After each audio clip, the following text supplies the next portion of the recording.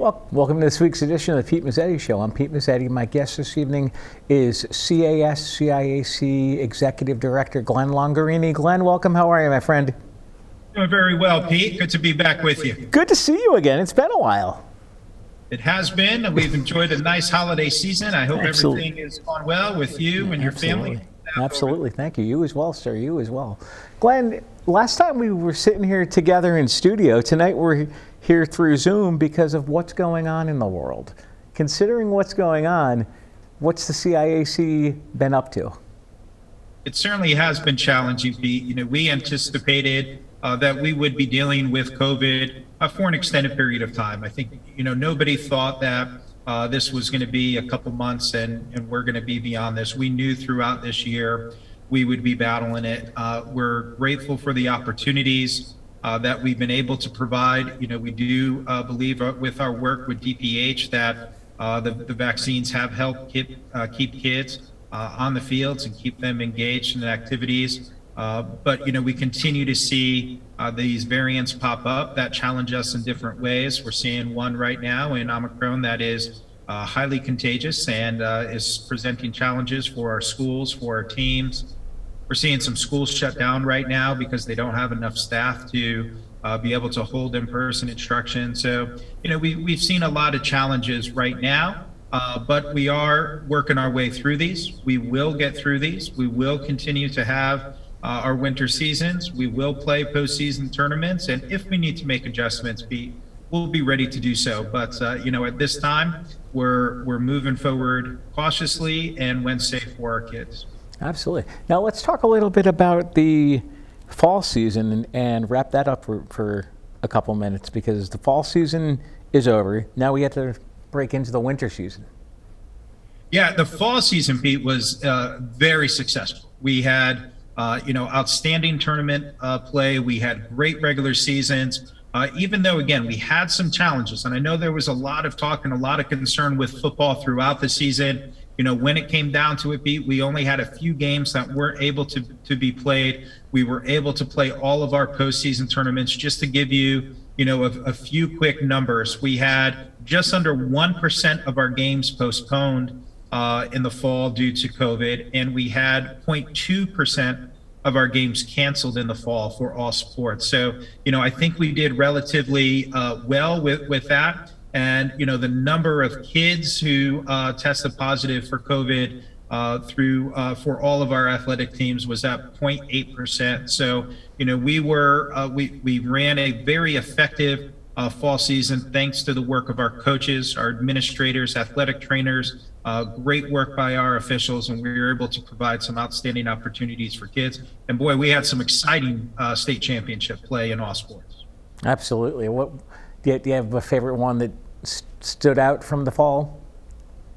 I tell you, Pete, it was just getting back, just like it was last spring. It was seeing the excitement on the kids' faces, just being back involved in tournament play and, being able to experience those milestones, especially our upperclassmen, seeing seniors able to get those opportunities to have their senior nights through the regular season. Some of those things that we missed that aren't just sport related, but really affect the mental, the social well-being, the health of our kids. So to me, that was the highlight. We got on the field, we were in practices, kids had opportunities to develop meaningful relationships with pairs and with coaches and adults. That's really what education-based athletics is all about. And we're grateful that we were able to do that this fall with almost 40,000 athletes this fall. Just outstanding participation. Speaking of fall sports and just high school sports in general, our friend George Demaio was here not long ago. Okay. Mutual friend. I tell you, every time I come on the show, there's another mutual friend you come up with that we work with. I know. He was here not long ago. What a great guy he is. Absolutely. Absolutely. Now, all right, we talked about fall season. Let's talk about the winter season, and especially in general, and let's also talk about the winter spike in COVID. Yeah, Pete, great points. Again, right now we're dealing with some of the highest positivity rates, but fortunately, we're dealing with this at a time that we've had a year plus into the pandemic right now. We have the vaccinations that are available that are significantly helping reduce the impact of the symptoms for our kids and for adults when they, if they do contract COVID. But as I said at the onset, it is significantly impacting our schools. We're seeing schools closed due to staffing. We're seeing some games. I'm just thinking of, a girls basketball game the other night in the SEC where, one of the teams was playing with 6 players because, the rest of the team was out with COVID. So, again, that just shows you how important it is for our schools, our coaches, and our kids to give opportunities whenever we can. That's something we've really learned through this experience. The value, again, is enjoy the moments and take advantage of every moment we have, because you never know, what's going to pop up and what's going to come to interrupt those opportunities. So we're seeing our coaches, our kids, our programs really forge through this. Great work by, again, our administrators, our athletic trainers to return kids to play properly and when it's healthy for them to do so.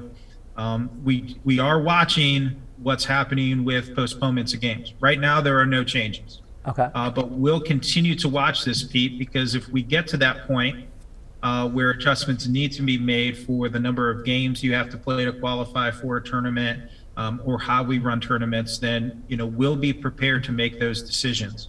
But right now, we're moving forward as scheduled and planned.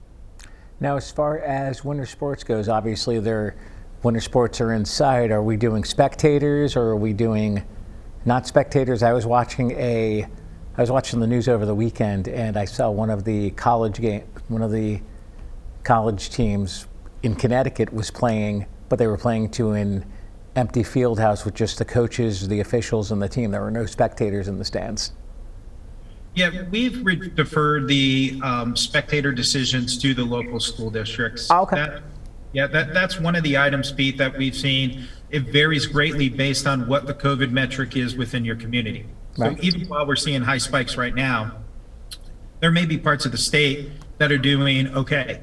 And, right. There may be other parts that are struggling. So we've seen leagues come together and create league policies right now. So there's uniformity for within leagues. But CIAC is not dictating any restrictions in attendance at this point, and we'll control that when it comes to our tournaments. But much like we did in the fall, we're going to honor and respect what the local districts have. So in fall sports and swimming and in volleyball, we saw some restricted attendance requirements for those venues, whereas football, soccer, field hockey, there were no restrictions. So we'll respect whatever the local districts issue.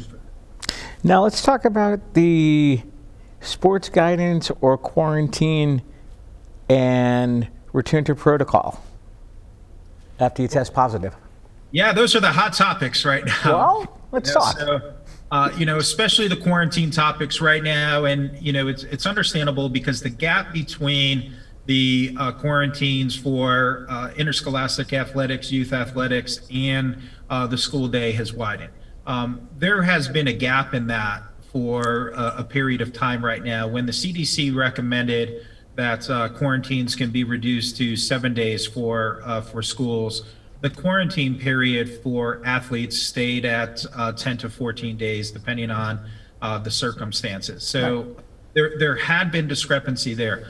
But now that it's reduced to 5 days and you can return on day 6, when you have a athletic quarantine that goes to 10 days return on day 11, we're starting to see that gap widen. So CIAC, and working with its Sports Medicine Advisory Committee, we have had some conversations with DPH about revising that, looking to align the quarantine period for athletics and academics based on what we know at this point. DPH has been a great partner. They have listened, they have taken our requests, they're reviewing it, and we expect to hear back from them shortly with some feedback on that topic, and hopefully it'll align. Absolutely. Now, how even though we're amid a pandemic, how are things going with the school season so far?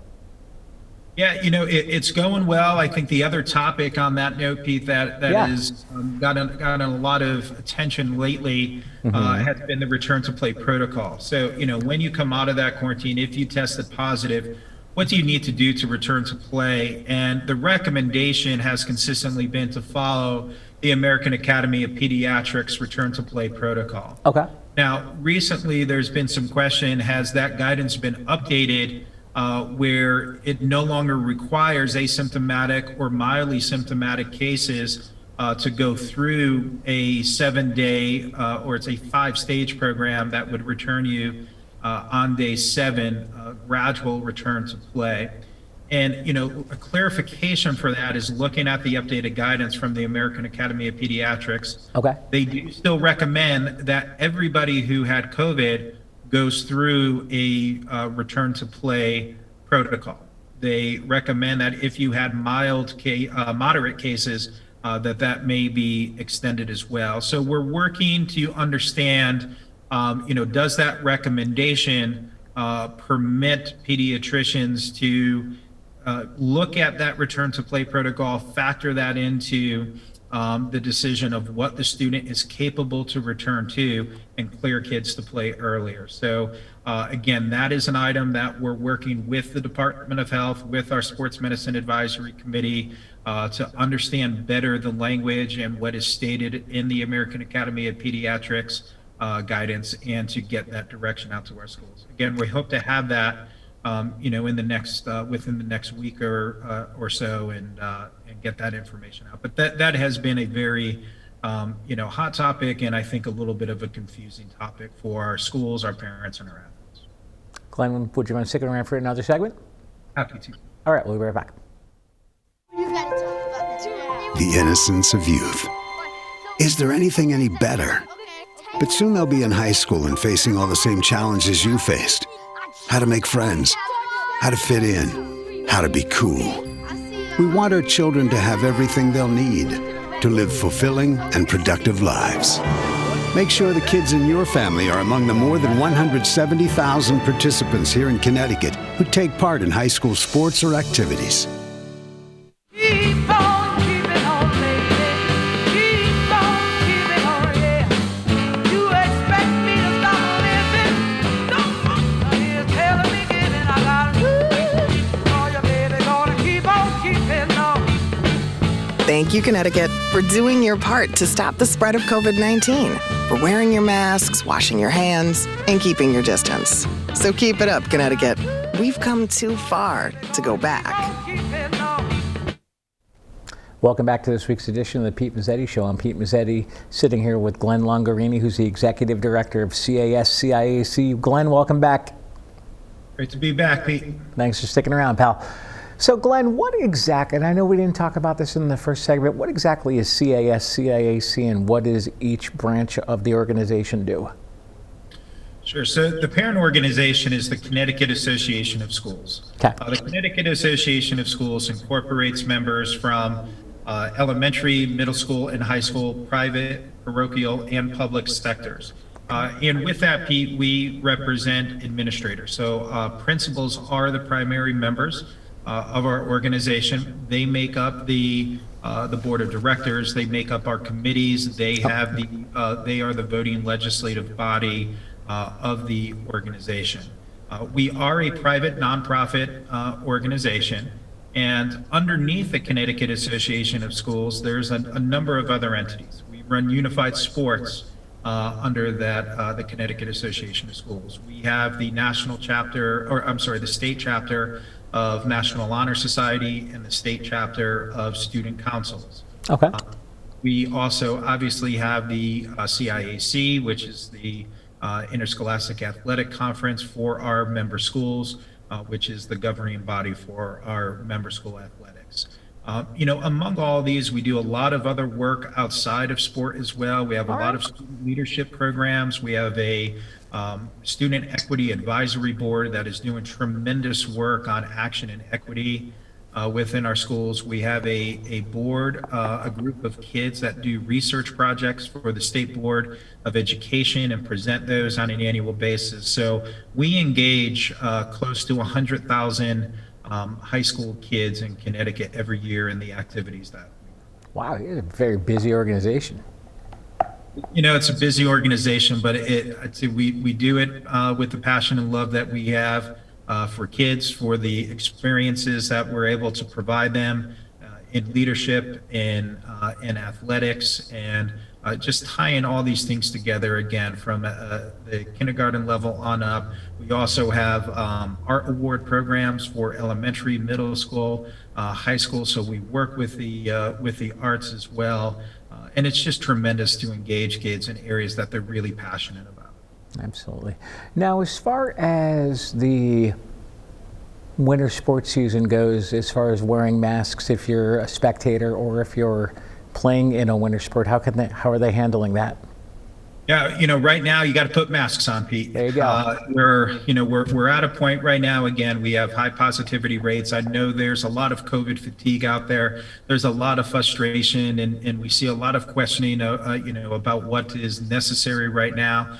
Well, what's necessary right now is keeping kids active and engaged in opportunities. So if to do that, it means that as adults, we have to put a mask on. That's a pretty simple ask. As kids, if that means you have to put a mask on to play, we think that's a fairly simple ask as well. Let's put the mask on so we can continue to have these opportunities. Now, there are a few sports where the mask has been determined to be a safety risk. So, wrestling, swimming, gymnastics, certainly if you're on the balance beam and you're doing a flip and you're trying to spot that landing and the mask, goes up a little bit and interrupts your eyesight, that's a significant hazard. So we've identified those sports where regardless of vaccination status, you can take the mask off and compete. But, by and large, let's keep the mask on, let's wear it the right way, and that's going to help us play through these challenging times. Absolutely. And how are spring sports looking? People probably don't think as much about spring sports, and I'm glad you mentioned that because we're planning for that already. Again, you have to look forward. We have a lot of plans and a lot of things going on. It's not just about trying to handle what's happening in the moment. As I said, we're looking and prepping. How might we need to pivot if we need to in the future, being prepared for that, but also preparing for what is normally coming. So, we're having a lot of conversations with our venues for winter sport championships. We're talking with Mohegan Sun. We're talking with Quinnipiac. Very excited to be at Quinnipiac for hockey championships this year. And we're looking forward to spring sports. When we get outdoors, Pete, a lot of opportunities open up for us. And, hopefully we're going to be getting through this surge, and we get into the championship season in the winter, we get into the spring, and the kids can take the masks off a little bit again. That seems to ease some of the tensions for kids and just let them play and have fun in the sports. Absolutely. Now you guys are going to be playing some of the winter finals at Quinnipiac, correct? We are going to play hockey championships at Quinnipiac. It's going to be the first time in a long time that we're not at the Whale and not at Yale there for the hockey championships. But again, unfortunately, this pandemic has presented some challenges, and we need to find the venues that are able to host our programs, and we found a good partnership this year in Quinnipiac, and we're excited to bring our championship hockey events there this year. Now, as far as basketball, are we still going to be up at the Mohegan Sun? The Run to the Sun is on, Pete, and all right. We are actively in that right now. It is just such an outstanding venue. I can't say enough about the people at Mohegan Sun and the Mohegan Sun Arena. They just do such an outstanding job. It's an experience for our kids like nothing else. So, we're excited to be back at Mohegan, and our kids are, as I said, in that Run to the Sun right now, and look forward to that championship season. I was going to say, I've never been up to the Mohegan Sun Arena for even a sporting event or even in the arena. I've been by the arena, but I've never been in. Wow. Well, Pete, this is going to have to be the year for you then, Pete. You're going to have to come up and check this out with basketball. We do a dedication ceremony Friday evening to kick it off, where we dedicate the tournament to some outstanding people on an annual basis who have really touched the game of of basketball and made some sacrifices that have made things better for our kids. That's a great event on Friday evening. And then 5 games on Saturday, 5 games on Sunday. Oh, nice. It is a full weekend of just tremendous high school sports up at Mohegan. So, Pete, we're going to have you come up this year. Absolutely. Now, who are some of the people that the tournaments have been named after? Yeah, we've had some people. We honor an official, we honor a coach, and then we honor somebody from CIAC that we have seen, really impact that. Very well, Dr. Niehoff was Absolutely. Carissa Niehoff was the last administrator that we honored with that in the tournaments. But we've had a number of administrators, coaches, and officials throughout the years that we've honored. Absolutely. And you and I have talked off camera. My favorite time of the year for high school sports is actually the spring, because back before the pandemic, I used to help out with Morgan boys lacrosse, and unfortunately, because of the COVID and what happened, I've been sidelined. So I'm not going back to coaching. I'm actually going to focus more on the show. Well, we'll certainly miss you on the sideline, Pete, but there'll be plenty of opportunities, I'm sure, for us to get you back out there. And what you're doing here, bringing information, to parents, bringing information to the communities and the kids throughout the year is just as important right now to keep our kids active in the sports. So we miss you on the sideline, Pete, but you're doing an awful lot for high school sports right where you are right now. Absolutely. Well, thank you for those kind words there, my friend. Now, as far what else we want to talk about? We've got a little bit more time left. What else we want to touch on? Boy, Pete, I don't know. You've hit pretty much everything here. How much more time do we have? A few more minutes. Just a few minutes here, huh? You know what? I'd say, Pete, the hot topic, if you want to touch on it quick, has been sportsmanship, right? And yeah, there you go. Recently with some score disparities in games. We can hit that quick if you'd like to. Sure, go for it. I'm sorry, Pete, I didn't hear you. Go ahead. Okay. Let's talk about score disparities.